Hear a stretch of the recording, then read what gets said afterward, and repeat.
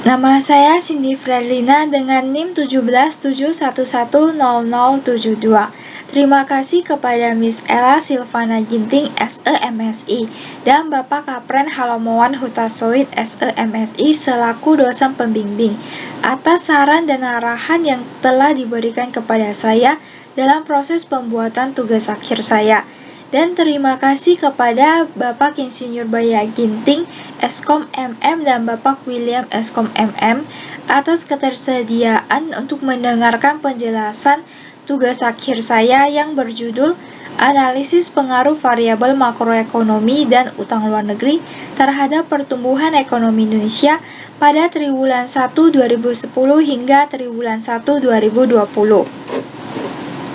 Dan pada penelitian ini terdiri atas 5 bab, yaitu bab 1 pendahuluan, bab 2 tinjauan pustaka, bab 3 metode penelitian, dan bab 4 hasil penelitian dan pembahasan, dan bab 5 kesimpulan dan saran.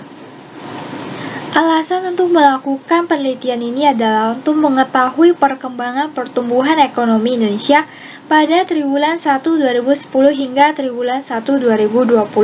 Dan pertumbuhan ekonomi Indonesia diukur melalui produk domestik bruto atau PDB.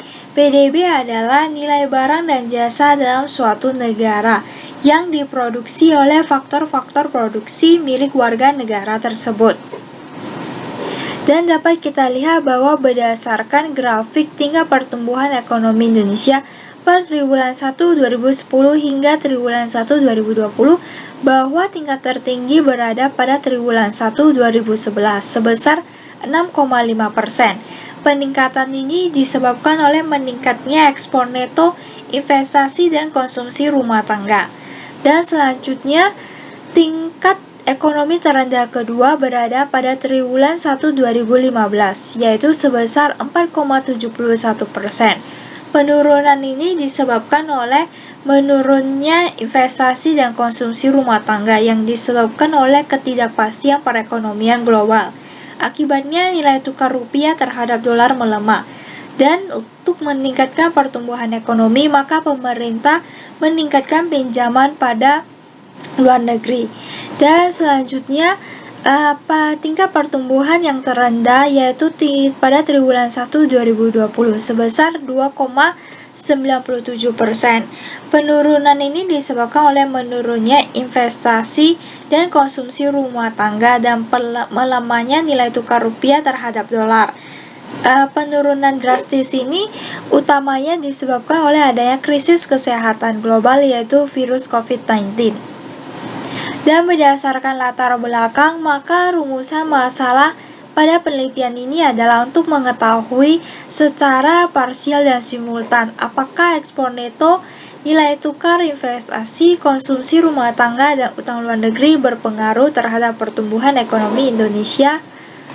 Dan ruang lingkup pada penelitian ini yaitu dengan variabel bebas, ekspor neto, nilai tukar, investasi, konsumsi rumah tangga, dan utang luar negeri. Dan dengan variabel terikat yaitu pertumbuhan ekonomi. Dan objek penelitian yaitu perekonomian Indonesia dengan periode pengamatan pada 2010 kuartal 1 hingga 2020 kuartal 1. Tujuan penelitian ini adalah untuk mengetahui dan menganalisis secara parsial dan simultan pengaruh ekspor neto, nilai tukar, investasi, konsumsi rumah tangga, dan variabel utang luar negeri terhadap pertumbuhan ekonomi Indonesia. Adapun manfaat penelitian ini yaitu untuk mengetahui secara manfaat teoritis yaitu dapat diharapkan sebagai tambahan referensi penelitian sejenis tentang pengaruh variabel makroekonomi dan utang luar negeri terhadap pertumbuhan ekonomi Indonesia, dan secara manfaat praktis dapat dimanfaatkan sebagai sumber informasi yang bermanfaat bagi pemerintah dan investor dalam menganalisis pengaruh variabel makroekonomi dan utang luar negeri. Dan perbedaan dari penelitian ini dengan penelitian originalitas yaitu pengaruh perdagangan internasional dan investasi terhadap pertumbuhan ekonomi Indonesia pada tahun 2007 hingga 2017 adalah dengan menambahkan 3 variabel independen, yaitu variabel nilai tukar, konsumsi rumah tangga, dan variabel utang luar negeri. variabel nilai tukar. Penambahan variabel nilai tukar adalah karena kestabilan kurs mata uang domestik dapat digunakan sebagai alat pengamat perekonomian.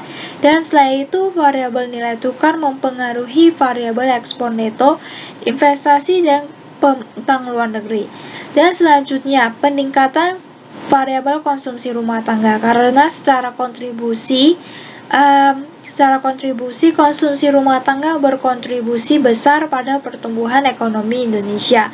Dan terakhir yaitu variabel utang luar negeri. Karena untuk meningkatkan pertumbuhan ekonomi suatu negara, maka diperlukan dana pinjaman dari luar negeri untuk dapat melakukan kegiatan yang menunjang pertumbuhan ekonomi.